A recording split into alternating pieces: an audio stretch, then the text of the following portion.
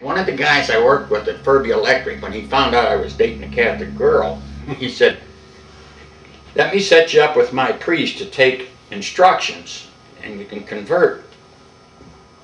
Nowadays you got to go to school for like 3 or 4 months is with the group, but I had one-on-one with this priest at the one Catholic church out there on Tusk, and I would go over there 2 nights a week and we'd sit and discuss. And he told me, he said, "Now," he said, "I'm going to do this, but," he said, "if you have any questions or you doubt anything," he said, "I want you to argue with me." He said, "I don't want you to just take my word for anything." He said, "And if I can't prove it to you, that's fine. But," he said, "I want you to question me." And I did. We had some real good heated discussions.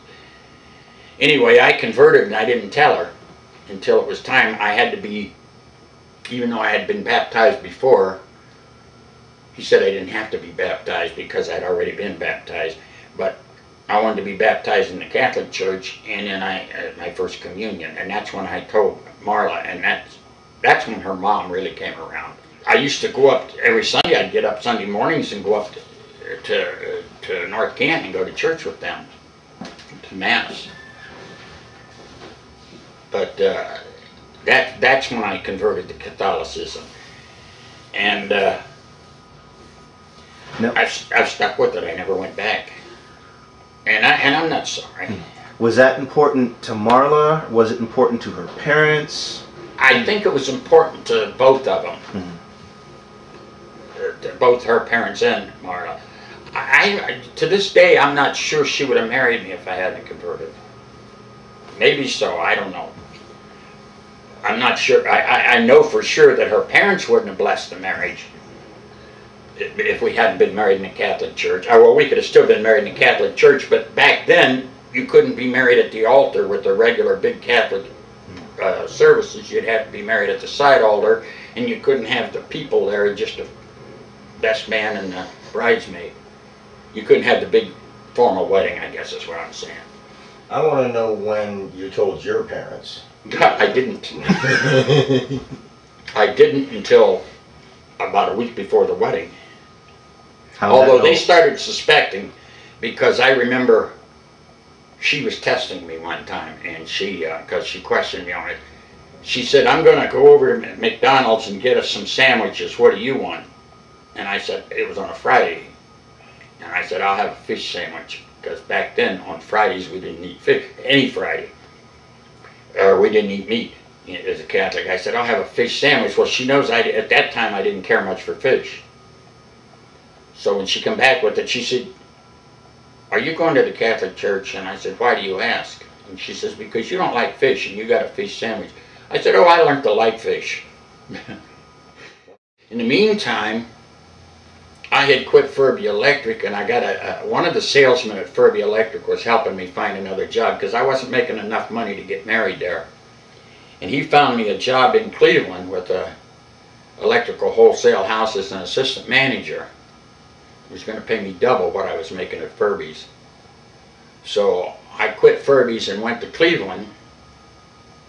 And while I was in Cleveland, her dad wanted me to, her dad worked for John Hancock Insurance, and he wanted me to go to work for them, and I interviewed for a job with them and decided I didn't want that. I wanted to stay in the electrical wholesale business, and took that job with Mars, but it didn't turn out to be what I cracked up to be. So I went back and applied for John Hancock again, and her dad told me, he said, "Now when you talk to her dad was the assistant district manager at that time. He said, when you talk to the district manager and the regional supervisor, don't tell them of our relationship, that you're going to marry my daughter." And I said, "Okay." So I went back in, and at the interview they asked me if I was married, and I said, "No, I'm single." And he said, "Well, you were here a year ago and you told me you were getting married. What happened?"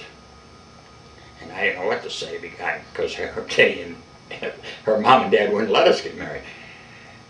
And so finally Kenny spoke up and he says, "Well, I'll tell you what happened." He said he was going to marry my daughter. And then they said, "Oh, well, if you're going to be Kenny's son-in-law, you're hired." And it was that easy. So they said, "We don't have an opening yet, but as soon as we get an opening, we'll call you." So I went back to Cleveland, About 2 weeks later, her cousin was working for him, and he got arthritis so bad he had to go on permanent disability, and they called me, and I quit Mars and went, which is the electrical wholesale house in Cleveland. I was living with my aunt up there and moved back to Canton with my mom, back in with my mom and dad, and went to work for John Hancock. That was in November of 1960. As a salesman? As an insurance agent, yeah. We were going to get married in June, but her mom and her sister were both pregnant and due to have their babies in June, and they had them on the same day in the same room with the same doctor at the same time, within an hour apart. Well, her sister was going to be the bridesmaid, and her mom didn't want to be in the wedding pregnant, so we had to wait till that was done. When my mom and dad found out she was Catholic, all hell broke loose, because my sister was going to be in the wedding, and then finally she said, no, my sister can't be in the wedding because it's a Catholic wedding. Well, things calmed down, and then she said my sister could be in the wedding.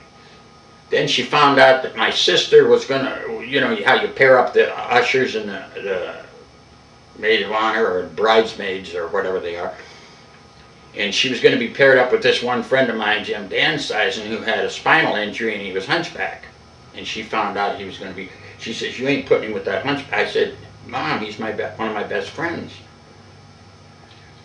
So she wasn't going to be in the wedding again. Finally, I said, look, she's either going to be in or she isn't, because we got to get these dresses made. We're having their dresses made by a dressmaker.